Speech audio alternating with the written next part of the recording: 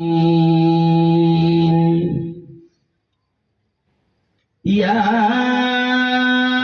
अय्युहल्लज़ीना आमनू क़ू अन्फुसकुम व अहलीकुम नारा व क़ाल तआला इक़रा बिस्मि रब्बिकल्लज़ी ख़लक़ ख़लक़ल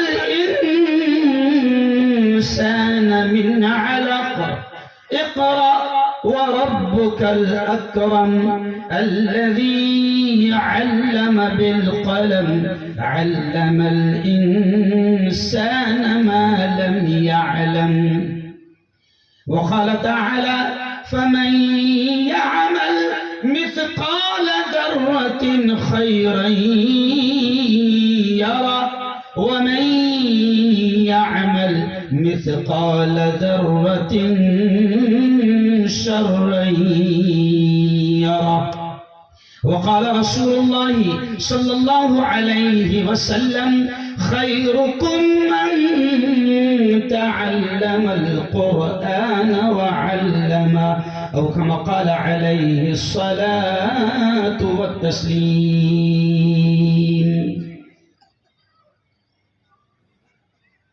मैंने माना मेरी आवाज नहीं जाएगी,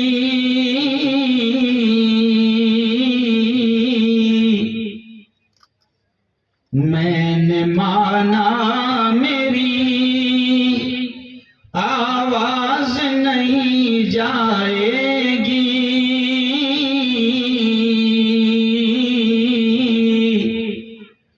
दरो दीवार से टकरा के पलट आएगी। अभी मौका है, करो इन अंधेरों का इलाज,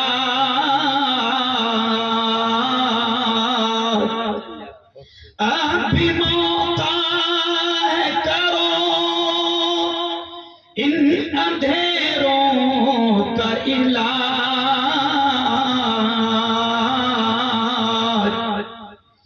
वरना ये नस्ल उजालों को तरस जाएगी, वरना ये नस्ल उजालों को तरस जाएगी। जिंदगी मांगो किसी से न मोहब्बत मांगो,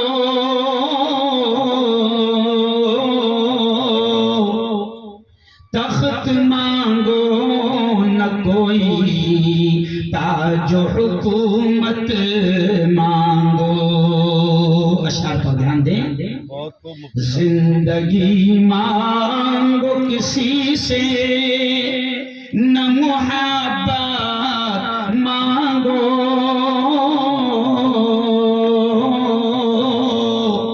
तख्त मांगो न कोई ताज हुकूमत मांगो। झूठी दुनिया है ये, दुनिया की न शोहरत मांगो,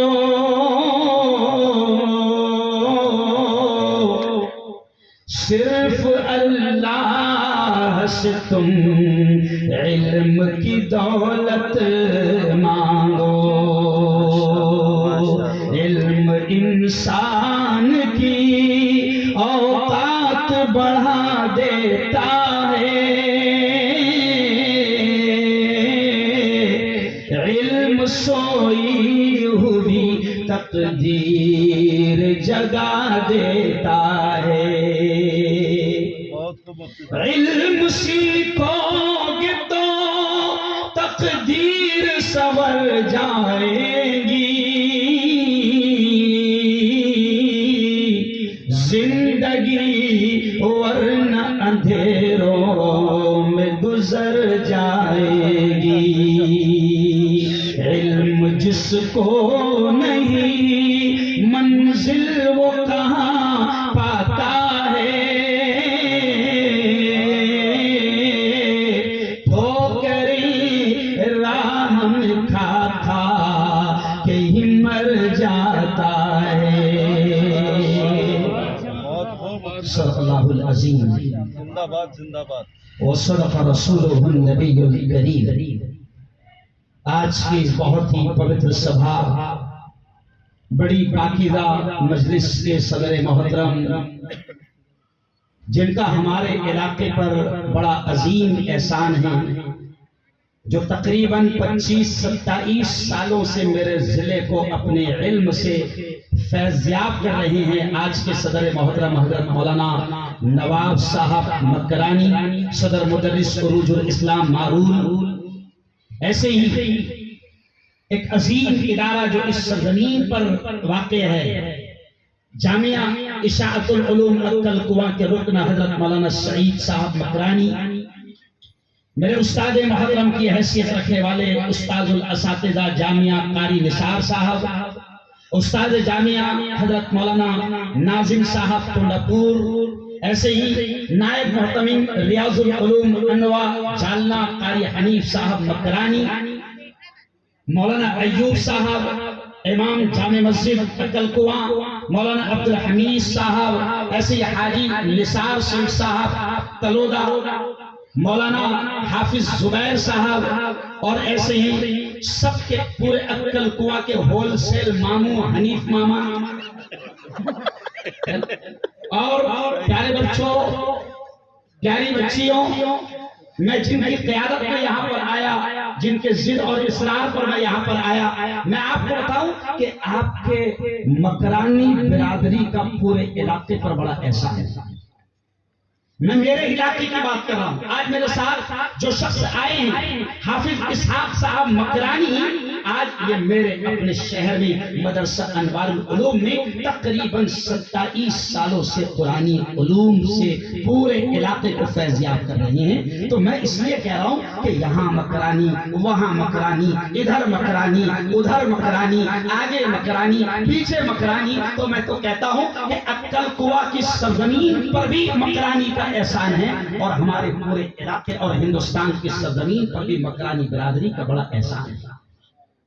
चलिए आइए, वक्त मेरे पास कम है, मेरी तमहीद को ही, हालांकि मैंने खुतबा नहीं पढ़ा, डायरेक्ट आउज़ बिल्लाह से शुरू कर दिया और 10 मिनट मेरे खत्म हो गए, है ना। मस्तूरात बड़ी तादाद में यहाँ पर जमा है, और मुझे खुशी है इस बात की कि आज का ये प्रोग्राम अक्कल कुआं की सरजमीन पर मकरानी गली में होने जा रहा है। और आज मैं पहली बार अक्कल कुआं में खिताबत और तकरीर के हवाले से यहाँ पर आया हूँ, तो मुझे खुशी है इस बात की कि आज इस इदारे ज़ीनतुल कुरान, जो इस इलाके का बेटियों का एक अजीम दीनी तालीमी तरबियती इदारा है, आज मैं ज़ीनतुल कुरान के सालाना 3रे जलसे के मौके पर यहाँ पर आया हूँ। मेरी बहनों और मेरे अक्कल कुआं के साथियों, मैं साफ तौर से यहाँ से बात शुरू कर रहा हूँ कि मैं अपने दिल की खुशियों का इजहार करता हूँ कि जिस अंदाज में प्यारी बेटियों ने नातें पेश की, नज़में पेश की, तकारीर पेश की, और अपने कलाम को पेश किया, और जिस तरीके से उन्होंने तजवीज़ को पेश किया, और मैं तो ये देख रहा था कि इतनी जबरदस्त मेहनत है कि हर बच्ची आ रही थी और माशा अल्लाह सलाम भी तरतीब से पेश कर रही, तरतीब से पेश, कैसे? अरे बोलो भाई, तरतीब से पेश। मेरे पास वक्त कम है। मेरी बेटियों, मैं आपको मुबारकबाद देता हूँ। और आखिरी में तो जो बच्ची आई है, उसने यूं समझिए मौलाना जुबैर साहब कि उसने आज के जलसे का पूरा मकसद अपनी तकरीर में बयान कर दिया। ये अलग बात है कि लोग बच्चों की तकारीर को गौर से नहीं सुनते, लेकिन मौलाना नवाब साहब, निसार साहब, हमको तो वहीं से मवाद मिल जाता है। मटेरियल हमको कहाँ से मिलता है? वहीं से मिलता है। हम बच्चों की तकरीर को ये समझकर गौर से नहीं सुनते, बच्चों का प्रोग्राम है, बस अल्लाह अल्लाह करे कि जल्दी खत्म हो जाए। लेकिन ऐसा नहीं है। इन प्यारी बच्चियों ने जो प्रोग्राम पेश किया, मैं इनके असातिज़ा को और पूरे इदारे के जिम्मेदारों को दिल की गहराइयों से सलाम पेश करता हूं और बात शुरू करता हूं उस बच्ची की तकरीर से जिसने इर्तिदाद को लेकर अपनी बात को तकरीर के जरिए से पेश किया। अक्कल कुआ वालों, शायद आपको इसका एहसास नहीं होगा कि ये जामिया जीनतुल कुरान, ये बेटियों का इदारा मदरसा जीनतुल कुरान क्या कर रहा है, शायद आपको इसका एहसास नहीं होगा। लेकिन मैं बड़ी जिम्मेदारी के साथ कह रहा हूं कि मैं मुल्क के कोने कोने में जा रहा हूं, मैं मुल्क के चप्पे चप्पे में जा रहा हूं। मैं एक मौलवी मुल्ला भी हूं, मैं एक सहाफी भी हूं, मैं एक सियासी नेता भी हूं, मैं अदालतों के चक्कर काटता हूं। मैं अपनी आंखों से देख रहा हूं मौलाना नवाज साहब, मौलाना जुबैर साहब के इस वक्त पूरे मुल्क में इर्तिदाद की लहर चल रही है। हमारी बेटियां आज हमारे हाथों से निकलती जा रही है। बल्कि ये जुमला कहते हुए मुझे अच्छा नहीं लग रहा है, वक्त कम है इसलिए मैं कुछ अहम बातें करते हुए आगे बढ़ूंगा। ये जुमला कहते हुए मुझे अच्छा नहीं लग रहा है कि अक्ल कुआ वालों, मैं मुसलमानों से सबसे ये कहता हूँ कि कभी हमने सोचा भी नहीं था कि मुसलमानों के इतने बुरे दिन आएंगे कि मुसलमानों की बेटियां, ईमान वालों की बेटियां, मुसलमानों की बेटियां, कभी हमने नहीं सोचा था कि हमारे इतने बुरे दिन आएंगे कि ईमान वालों की बेटियां अदालतों में जाकर ये दरखास्त देगी कि मैं अपनी मर्जी से इस्लाम और ईमान को छोड़ रही हूं। कभी नहीं सोचा था, लेकिन हो रहा है। अदालतों में आप देखिए सैकड़ों हजारों, मौलाना साजिद साहब, सैकड़ों हजारों केसेस आज अदालतों में आ रहे हैं। मैं एक नेता होने के नाते जब अदालतों में जाता हूं तो मुझे अफसोस होता है, खून के आंसू रोना पड़ता है कि ईमान वाले की बेटी अदालत में ये कहती है कि मैं अपनी मर्जी से इस्लाम छोड़ रही हूं, मैं अपनी मर्जी से ईमान छोड़ रही हूं। क्यों हो रहा है? क्योंकि जिस तरीके से हमको बच्चियों की तरबियत करना चाहिए थी वो हम नहीं कर पा रहे हैं। इसलिए तो मैंने कुरान मुकद्दस की सबसे पहले खुतबे में जो आयत पढ़ा, मेरी बहनों आपने भी सुनना, कुरान मुकद्दस की ये उलमा का मजमा है। मैंने कुरान मुकद्दस की आयत पढ़ा, क्या पढ़ा? या अय्युहल्लज़ीना आमनू क़ू अनफुसकुम व अहलीकुम नारा। ओ मेरे भाइयों, ओ मेरे जवानों, ओ मेरी अक्ल कुआं की बहनों, अल्लाह बड़े प्यार से कहता है, अल्लाह बड़े प्यार से कहता है, क्या कहता है? या अय्युहल्लज़ीना आमनू, ऐ वो लोगों जो ईमान ले आए। अल्लाह ईमान वाले मर्दों से कहता है, अल्लाह ईमान वाली औरतों से कहता है। अल्लाह कहता है क़ू अनफुसकुम व अहलीकुम नारा। अल्लाह कहता है ऐ ईमान वालों, अपने आप को भी जहन्नम की आग से बचाओ और अपनी औलाद को भी जहन्नम की आग से बचाओ। अल्लाह कह रहा है। और आज सुनो, मैं दो टोक अंदाज में कहता हूं कि आपको हमको शायद इस बात का एहसास का हो कि शैतानों ने किस तरीके से माहौल टीवी के जरिए से घरों में बना दिया है या मोबाइल के जरिए से घरों में बना दिया है। आप समझ नहीं पा रहे हैं, लेकिन आज हर हाथ में मोबाइल, मेरी बेटियों के हाथ में भी मोबाइल थमा हुआ है और शैतान उसके जरिए से जो माहौल बना रहे हैं मैं उसको लफ्जों में बयान नहीं कर सकता हूं। और क्या किया शैतानों ने? आपको याद होगा कोरोना आया, 2-2.5 साल के बाद चला गया, लेकिन जब कोरोना खत्म हो रहा था ना, तो आपको याद होगा जब कोरोना नया खत्म हो रहा था तो मदरसे नहीं खुले, पहले मस्जिदें नहीं खुली, मंदिर भी नहीं खुले, स्कूल भी नहीं खुले, क्यों? कॉलेज भी खुले। हुकूमत ने सबसे पहले खोला शराब खाने। लेकिन चलो मैं बाद में उस पर आऊंगा कि हुकूमत कितनी मक्कार है, बाद में आऊंगा, डरना मत, मैं बोल रहा हूं। लेकिन अब मैं जो समझाने जा रहा हूं वो समझ लो कि कोरोना में जब मदरसे बंद थे, स्कूल बंद थी, कॉलेजेस बंद थे, तो उस वक्त क्या हुआ? हुकूमत ने ये ऐलान कर दिया कि रिक्शा चलाने वाले मजदूर को, शेतकरी और किसान को, गरीब से गरीब को भी अपनी बेटी को, अपने बच्चों को एंड्रॉइड मोबाइल लेकर देना पड़ेगा, क्योंकि अभी स्कूल नहीं खुलने वाले हैं, मदरसे नहीं खुलने वाले हैं, ऑनलाइन एजुकेशन अरे बोलो हुई, ऑनलाइन एजुकेशन। और मोबाइल इतने जबरदस्त अंदाज में फैला कि शेखुल हदीस भी ऑनलाइन आए। क्यों? मदरसे में पहले हमको याद है कि मोबाइल अगर मिल जाता था तो अल्हम्दुलिल्लाह, समझ गया, ऐसी पिटाई होती थी कि जिसकी कोई हद नहीं। लेकिन अब तो खुद नाजिम साहब कह रहे थे बेटा मजबूरी है, अच्छा सा एंड्रॉइड मोबाइल ले लो, क्योंकि मुफस्सिर कुरान और शेख अल हदीस साहब ऑनलाइन पढ़ाएंगे। हुआ ना मेरे यार? अब सुन लो उसका नतीजा क्या निकला।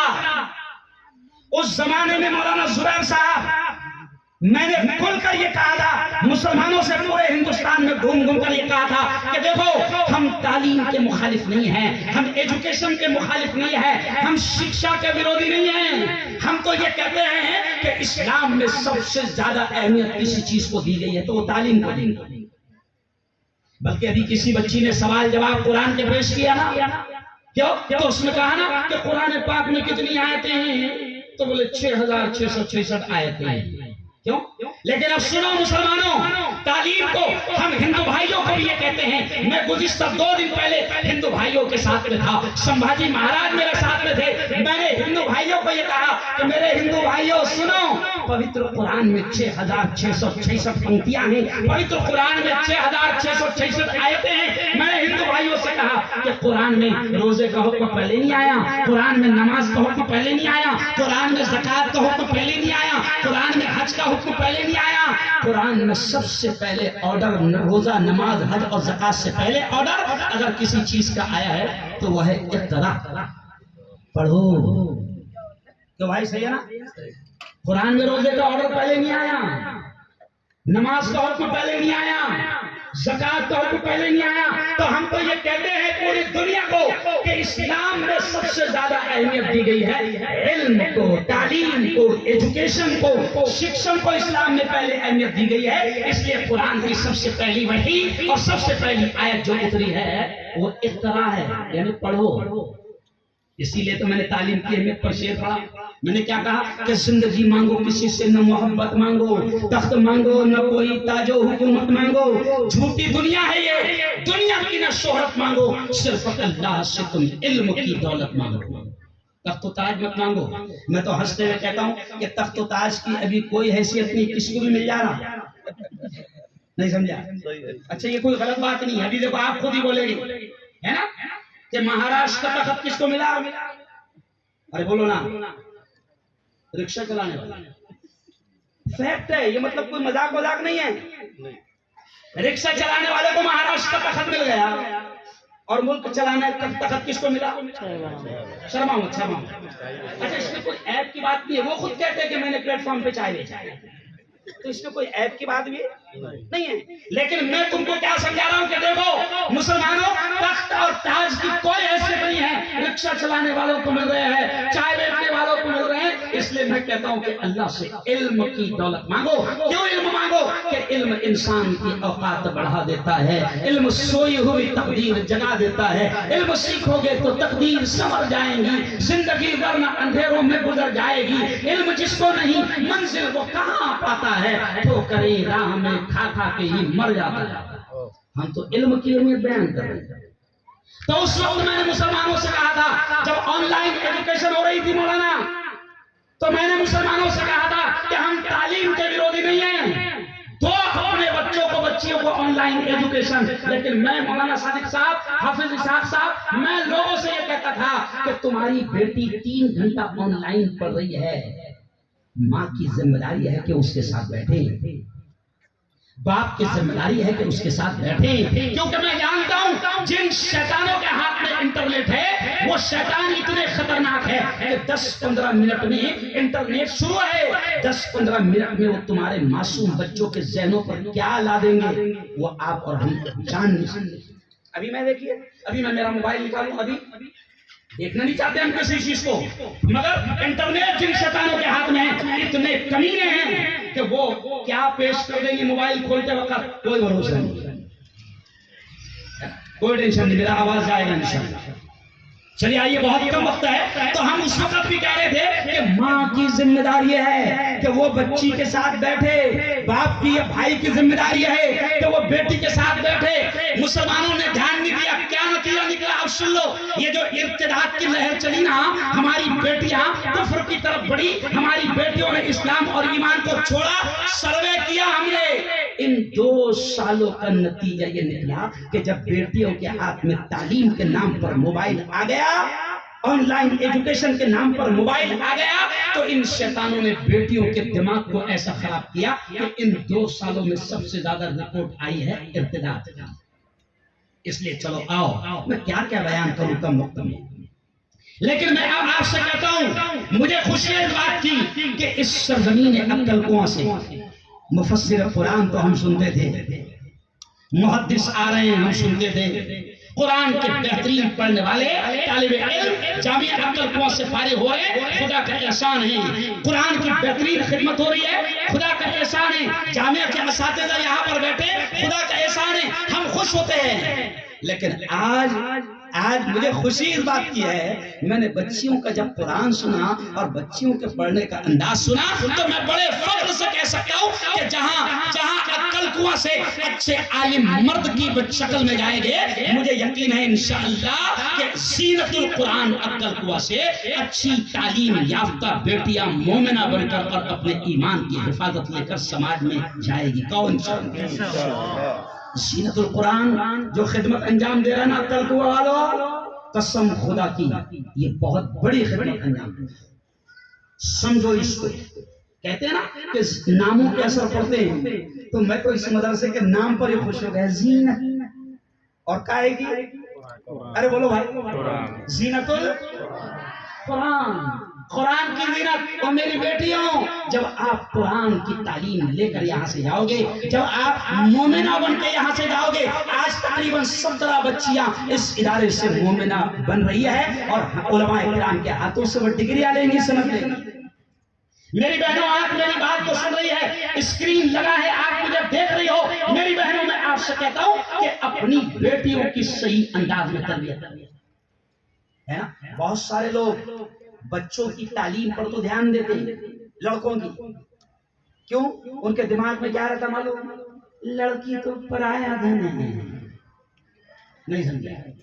काय के वास्ते इस पर 1 करोड़ खर्चा करना, ये तो अपने यहाँ रहने वाली है, अरे बोलो नहीं है। 1 करोड़ भर रहा MBBS के लिए, लेकिन किसके लिए? अरे बोलो लड़के के लिए। क्यों? 25 लाख भर रहा BMS के लिए, किसके लिए? अरे बोलो लड़के के लिए।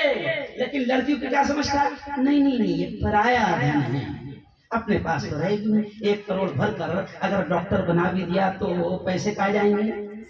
अरे बोलो ना, ससुराल में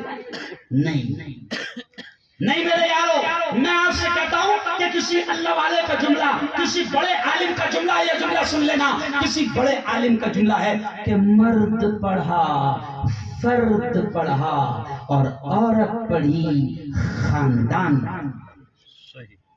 मर्द पढ़ेगा, फर्द पढ़ेगा, अकेला पढ़ेगा, लेकिन जब औरत पढ़ेगी, बेटी पढ़ेगी, तो क्या पढ़ेगा? अरे बोलो खानदान पढ़ेगा। इसलिए तो मोदी जी भी कहते हैं बेटी बचाओ बेटी पढ़ाओ। नहीं समझा? वो भले ही जाहिल है मगर तुमको तो अच्छा पैगाम दे रहे हैं। नहीं समझा? वो जंगली है मगर तुमको तो अच्छा पैगाम, समझा? क्योंकि वो खुद कहते हैं मैं चौथी पास हूँ, समझा? लेकिन आपको और मुझे तो अच्छा पैगाम दे रहे हैं। तो मैं आपसे कह रहा हूं कि अक्कल कुआं वालों, ज़ीनतुल कुरान की अहमियत को समझो। ये जिस तरह तुम्हारी बेटियों को तैयार कर रहा है, कसम खुदा की खाकर कह रहा हूं कि इनका एहसान है आप लोगों पर कि ये आपकी बेटियों को मोमिना बनाकर उनके ईमान की हिफाजत का सामान पैदा करें। बेशक। वरना देखो स्कूलों में क्या पढ़ते हैं, हम स्कूल के मुखालिफ नहीं है, लेकिन फिर भी सुन लो स्कूलों में क्या पढ़ते हैं। देखो ये बच्चे खुद बोलेंगे, इधर देखो प्यारे बच्चों, जोर से बोलना। ए फॉर, जोर से ए फॉर, आवाज दी। A for apple, B for ball, C for cat, D for dog. Cat यानी बिल्ली, डॉग यानी कुत्ते बिल्ली।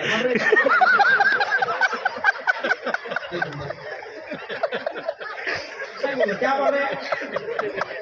कुत्ते बिल्लियाँ पढ़ रहे हैं और कुत्ते बिल्लियाँ पर हम हजारों लाखों रुपए खर्चा अरे बोलो कर रहे हैं। मैं आपसे कहता हूँ कि दीन की तालीम के लिए मौलाना जुबैर साहब क्या फीस है आपके मदरसे में?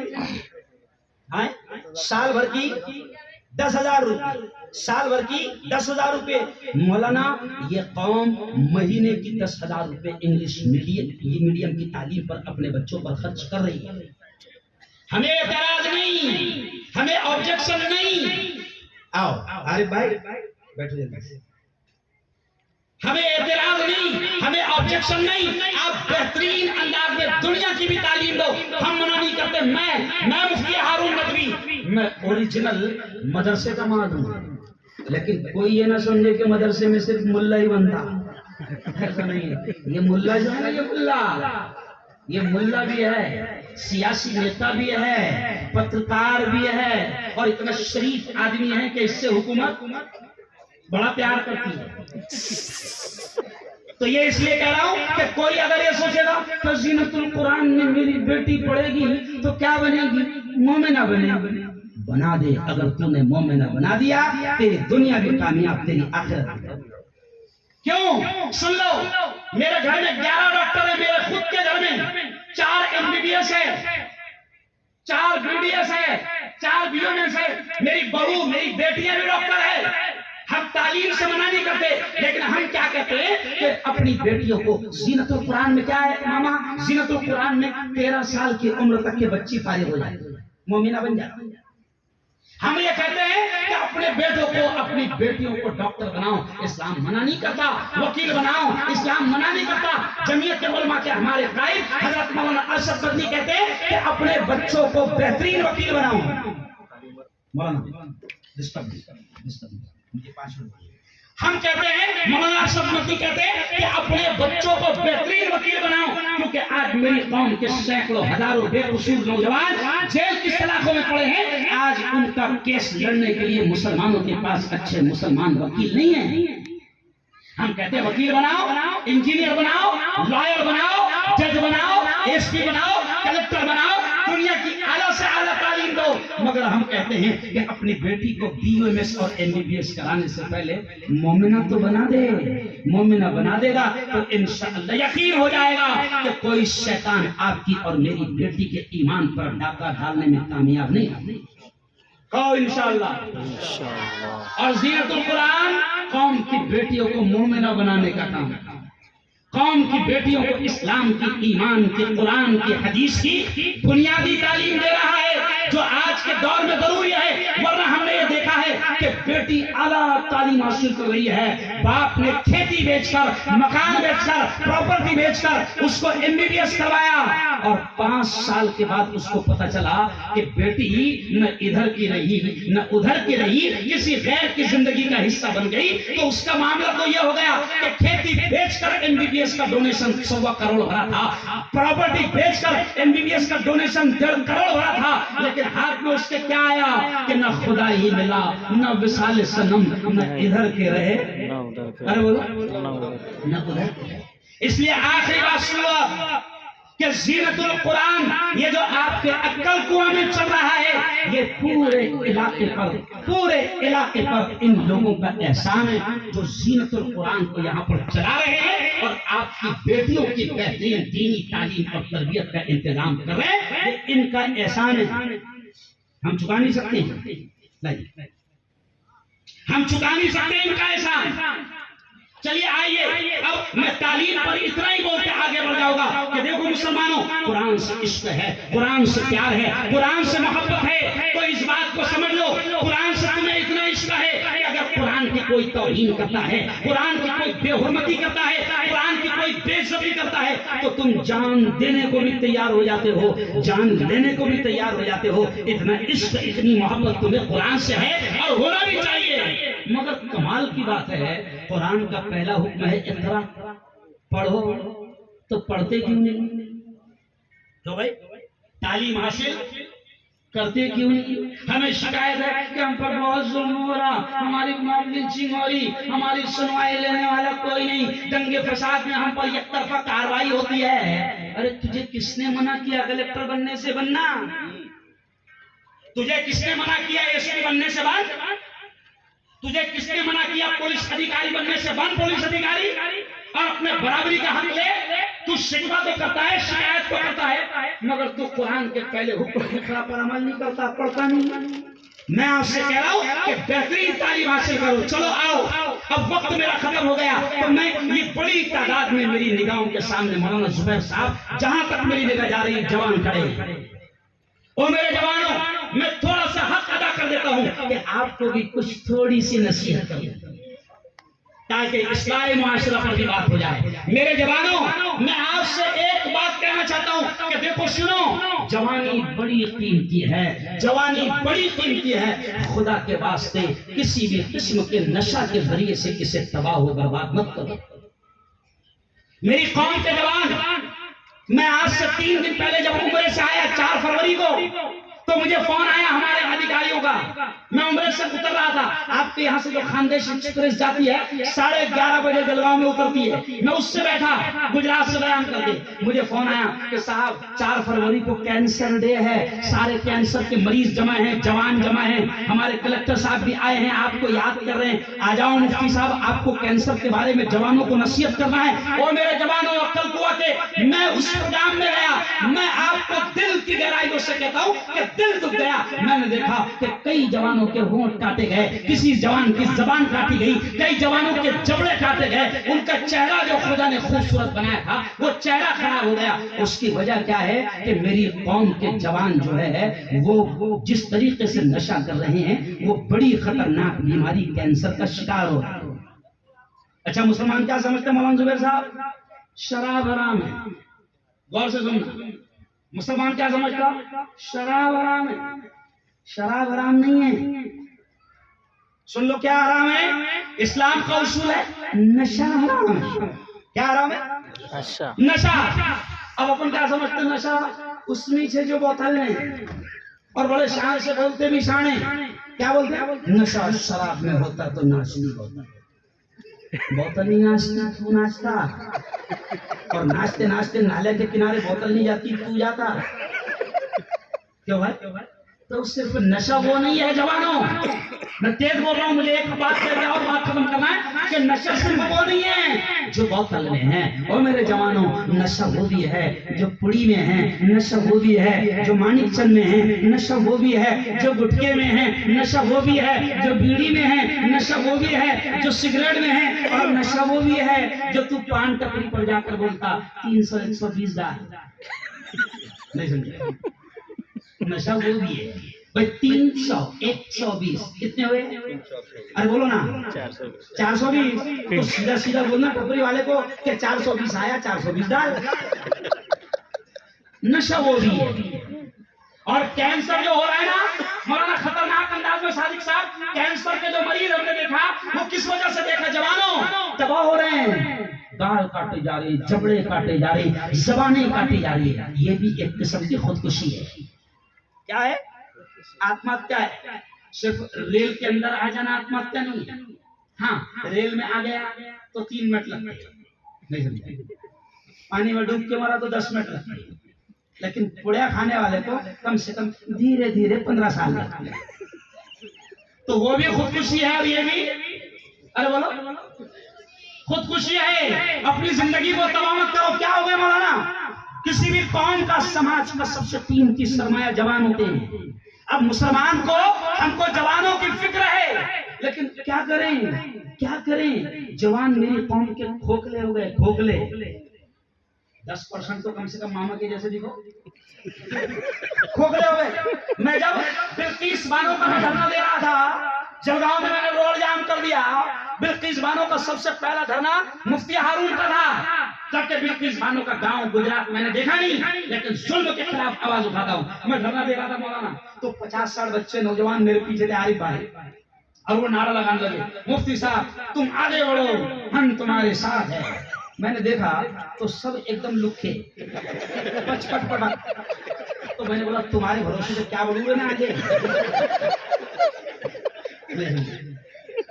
कमजोर नशा कर करके कूड़े खा करके पूरा ये सीना इतना इतना खाली हो गया कि ये सीना ये छाती भरी भी होना चाहिए। ढब ढब आवाज आई कुछ ही नहीं। ओ मेरे यारो चलो आओ फिर कभी आऊंगा मौलाना। मुझे ऐसा ऐसा नहीं बुलाना, मुझे कम से कम आधा घंटे में तो मैं रेस में आता नहीं समझा, और आधा घंटे में आप मेरी तकरीर को खत्म कर रहे हैं, समझा? तो मैं आऊंगा इंशाल्लाह कभी। मामा मौलाना मैं आपसे कह रहा हूँ इस्लाहे मुआशरा पर प्रोग्राम। चलो आओ। अब आखिरी बात मैं आपसे कहकर अपनी बात को खत्म करूंगा कि मायूस होने की कोई जरूरत नहीं है। हालात से मायूस होने की कोई जरूरत नहीं, क्योंकि हम ईमान वाले हैं। अल्लाह ने हमसे क्या कहा? ला तक़नतू मिन रहमतिल्लाह। अल्लाह कहता है ओ मेरे बंदो मेरी रहमत से मायूस मत होना। हमको मायूस होने की कोई जरूरत नहीं, कोई भी आए और कोई भी आए। देखो सुनो, तुमने सिर्फ गया बोला, क्या बोलना? जोर से बोलना, क्या बोलना? फिरौन आया, बोलो फिरौन आया, नमरूद आया, गया। शद्दाद आया, गया। कारून आया, गया। हमान आया, गया। ये भी आया, कौन आया? मैं इसलिए कह रहा हूँ हाँ आया और ये क्यों कह रहा हूँ मैं? क्योंकि मेरे बड़े कह रहे हैं कि बेटा हारून मुल्क में जहां जा रहे हो मुसलमान डर का खौफ का मायूसी का शिकार हो रहा है। इनके दिलों से मायूसी और डर और खौफ को निकालो। डरना हमको उससे है जो रब है, जिसके हाथ में सब है। डरना किससे है? जो रब है जिसके हाथ में सब है। अरे बोलो ना सब है। देखो ईमान भी ताजा हो जाएगा। दावत और तबलीग के पाकीज़ा काम के जरिए से ईमान पर मेहनत की जाती है। जोर से कहना ईमान भी ताजा हो जाएगा, अल्लाह भी खुश हो जाएगा। जोर से बोलना जिंदगी किसके हाथ? आवाज नहीं आए। जिंदगी किसके हाथ? अल्लाह के। मौत किसके हाथ? अल्लाह के। नफा किसके हाथ? अल्लाह के। नुकसान किसके हाथ? अल्लाह के। ये हवाएं कौन चलाता है? अल्लाह। ये बादलों को कौन लाता है? अल्लाह। ये बादलों को कौन बरसाता है? अल्लाह। ये सारा सिस्टम ये कायनात का निजाम किसके हाथ है? तो जब सब अल्लाह के हाथ में है तो इन चोरों के हाथ में क्या? कुछ नहीं और नहीं। हाँ बस इतना कह रहा मैं, बावले साले मत करना। क्या नहीं करना? बावले चाले नहीं करना। हमारी कौम के बच्चे क्या करते हैं? जज्बात में आ जाते हैं। आखिरी बात यहाँ पर खत्म। हमारी कौम के बच्चों को सुनो जवानों, मैं राष्ट्रीय एकता का मैं पैगाम देता हूँ पूरे मुल्क में। मेरे प्रोग्राम साधुओं के साथ होते, देख लो मेरे प्रोग्राम, मेरा चैनल जब शुरू होता है तो सबसे पहली वीडियो आती है साधु के साथ। मैं साधुओं के साथ, संतों के साथ मेरे प्रोग्राम होते हैं। मैं मुल्क में इस वक्त राष्ट्रीय एकता सद्भावना पर काम कर रहा हूँ, क्योंकि मैं देख रहा हूँ कि मुल्क में नफरतों के बीज बोए जा रहे हैं। इसलिए मैं आपसे कहता हूं कि आपको उकसाया जाएगा, आपको जज्बात में लाया जाएगा। फिर हमारी कौम क्या है मालूम? जज्बात में आती। अच्छा हमारे बच्चे जज्बात में आके फेंकते क्या? अच्छा अरे बोलो ना, फतरे फेंकते क्या? फतरे। और खाते क्या? गोलियां। तो मैं हिंदुस्तान में मेरा मशहूर डायलॉग है कि आप जरा पढ़े लिखे बन जाओ, होशियार बन जाओ, और फतरे फेंक कर गोलियां खाने के बावले चाले अरे बोलो मत करो। अपने रब से अपना रिश्ता जोड़ो। आखिरी बात कहूंगा कि मस्जिदों को आबाद करो। अल्लाह ने नेमतें वहां रखी है, राहतें वहां रखी है, नुसरतें वहां रखी है, तुम्हारी हमारी अजमतें अल्लाह ने वहां रखी है। इसलिए नमाजों की पाबंदी करो, क्योंकि मेरे नबी को भी मेराज की रात में आसमान की बुलंदियों पर बुलाकर जो तोहफा दिया गया वो क्या था? नमाज था। इसलिए मैंने पिछले हफ्ते 3 हफ्ते पहले मेरा बयान हुआ था कि आओ ए मुसलमानों मस्जिदें बुलाती है। क्यों? तो मैं तुमसे भी ये कह रहा हूं कि मस्जिदों को आबाद करो। और इसी शेर पर अपनी बात खत्म करूंगा। क्यों उदास फिरते हो, क्यों उदास फिरते हो, नेमतें बुलाती हैं। क्यों उदास फिरते हो, क्यों उदास फिरते हो, राहतें बुलाती हैं।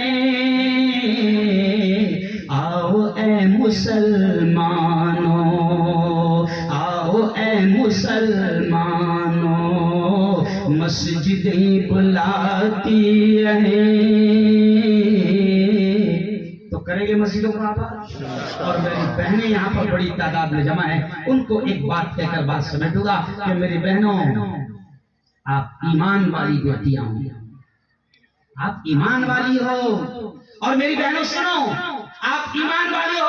और जैसे बच्ची ने यहाँ पर आकर पर्दे के बारे में बात की तो मेरे जहन में रह गई, उसी बच्ची की बात पर अपनी बात खत्म करूंगा कि एक बच्ची आई और उसने बड़े प्यारे अंदाज में पर्दे की अहमियत पर बात करते हुए कहा कि पर्दा, हिजाब, नकाब हमारी शान है। क्या है? मेरी बहनों से मैं कह रहा हूं कि मेरी बहनों, नकाब, पर्दा, हिजाब हमारी शान है, शान, क्योंकि हम ईमान वालों की बेटियां हैं। कभी कभी आपने देखा होगा ट्रक जो चलते हैं ना अपने आगे, ट्रक ट्रक, तो उस पे एक से एक जुमले लिखे हैं ट्रकों पर। अभी एक ट्रक चल रहा था मेरे आगे, तो उस पे लिखल था मेरी भरकर चली तो तेरी क्यों जली।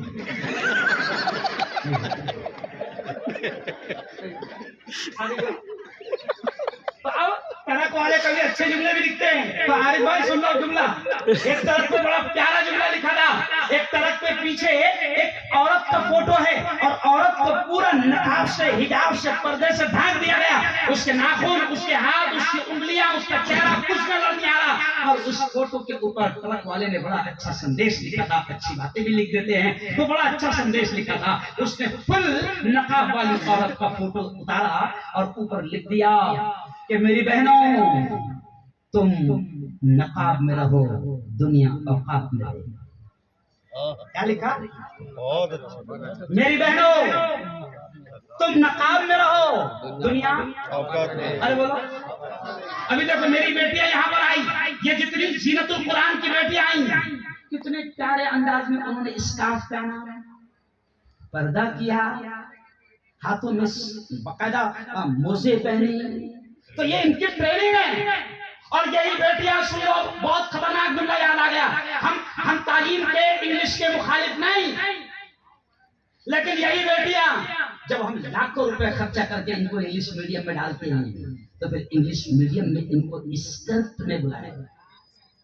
इनके पैर नजर आते हैं, इनके हाथ नजर आते हैं। अब बताओ, जो बेटी 15-16 साल के होने तक स्कर्ट पर रही, उसने स्कर्ट पहना, अपने हाथों को दिखाया, अपने पैरों को दिखाया, अपने घुटनों को दिखाया, अपनी पीठ को दिखाया, तो जो बेटी 15-16 साल की ऐसे कपड़ों में हो गई, अब बाद में आप उसको नसीहत करेंगे कि बेटी तू बड़ी हो गई, अब हिजाब पहन, नकाब पहन, तो उसको तो बड़ा अजीब लगेगा ना। अरे बोलो सही है। लेकिन आपकी बेटी अगर शुरू से नकाब और हिजाब में मोमिना बनती है और जीनतुल कुरान में आकर अपनी जिंदगी को दुनिया और आखिरत के लिए जीनत के तौर पर सजाती है, तो फिर हमारी इन बेटियों को बड़ी होकर हिजाब और नकाब पहनने में कोई अटपटा नहीं लगेगा, अजीब नहीं लगेगा, क्योंकि बचपन से जीनतुल कुरान में इसकी जिंदगी में स्कार्फ आया है, हिजाब आया है, नकाब आया है, पर्दा आया है। इसलिए मैं आपसे कह रहा हूं, ठीक है ना, हम तो ये भी कह रहे हैं कि दुनिया की आला तालीम बेटियों को भी दो। बल्कि एक जुमला सुन लो, आपके दिमाग में बैठ गया, मेरी बेटी, मेरी बीवी, मेरी माँ, मेरी बेटी, अगर वो हमल से है, जुमला बहुत खतरनाक बोल रहा हूँ, जरा सुन लेना, हमल से है, अब उसको सोनोग्राफी करना है कि उसके बच्चे का पेट में क्या हाल है, तो आज हमारे पास में हमारी अच्छी डॉक्टर ईमान वालों की बेटियां नहीं है, तो अब वो सोनोग्राफी करने कहाँ जा रही है? गैरों के पास। क्यों? फिर वो सोनोग्राफी करते वक्त क्या करता है, वो मुझे बोलने की जरूरत नहीं है। बदन के कपड़े कैसे हटाता है, मुझे बोलने की जरूरत नहीं है। तो मैं कहता हूं कि गैरत हासिल कर, शर्म हासिल कर, और अपनी कौम की बेटियों को भी इतना बेहतरीन डॉक्टर बना कि तेरी कौम की बेटियां गैरों के हाथ में इलाज के बहाने से भी नहीं। हम ये कह रहे हैं कि बनाओ ना अपनी बेटियों को दुनिया की आला तालीम दो। चलो नहीं देते दुनिया की तालीम, तो आखिरी जुमला सुन लो, कम से कम उसको मोमिना तो बनाओ, उसको मोमिना तो बनाओ कि उसको नमाज आ जाए, उसको कुरान आ जाए, उसको दीन के बुनियादी मसाइल आ जाए, उसको हलाल और हराम की तमीज हो जाए। तो मोमिना तो बनाओ इसलिए अक्कल कुआं की जितनी बहनें मेरी बात को सुन रही है, अपनी बेटियों को जीनतुल कुरान की जीनत बनाना, उनको इतनी तो तालीम जरूर। मुझे खुशी है कि आज 100 बेटियां तकरीबन यहाँ पर इकामती रहती है, बाहर से आई है, पढ़ रही है। अरे कल कुआं की सरजमीन वो है कि जहाँ हजारों बेटे आकर कुरान का हदीस का इल्म हासिल करते हैं। इसी अक्कल कुआं की सरजमीन पर मुझे फख्र हो रहा है कि बच्चियों की दीनी तालीम और तरबियत का एक शानदार इदारा जीनतुल कुरान के नाम से चल रहा है। हमारी दुआएं कि अल्लाह इनको खूब तरक्की दे। और ये भी आपसे कहूंगा कि सुनो इन मदारिस, मेरे उस्ताद का वो जुमला मौलाना अली मियां नदवी कहते थे, सुनो मुसलमानों, मौलाना अली मियां नदवी कहते थे कि ये मदरसे दीन के, ईमान के, इस्लाम के किले हैं। यहाँ तुम्हारे बच्चों के ईमान की हिफाजत होगी। ये जुमला इसलिए कह रहा हूं कि ये दीन के किले हैं, तो इनकी हिफाजत करना, इनका ताउन करना, इनकी मदद करना हमारी अपनी जिम्मेदारी है। क्योंकि अल्हम्दुलिल्लाह हमारे बुजुर्गों ने मदरसों को गवर्नमेंट की भीख और खैरात पर नहीं चलाया। क्यों बोला?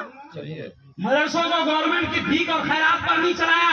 तो मुसलमानों, ये जीनतुल कुरान चलेगा तो तुम्हारे ताउन, तुम्हारी मदद से चलेगा। ये जामिया अक्कल कुआं चलेगा, या हिंदुस्तान का या दुनिया का कोई भी मदरसा चलेगा तो तुम्हारे ताउन, तुम्हारी मदद से चलेगा। हमारे ये मदरसों को हमारे बुजुर्गों ने गवर्नमेंट की भीख और खैरात का मोहताज नहीं रखा। इसलिए मैं आपसे कह रहा हूं कि जीनतुल कुरान की जितनी हो सकता है मदद करना।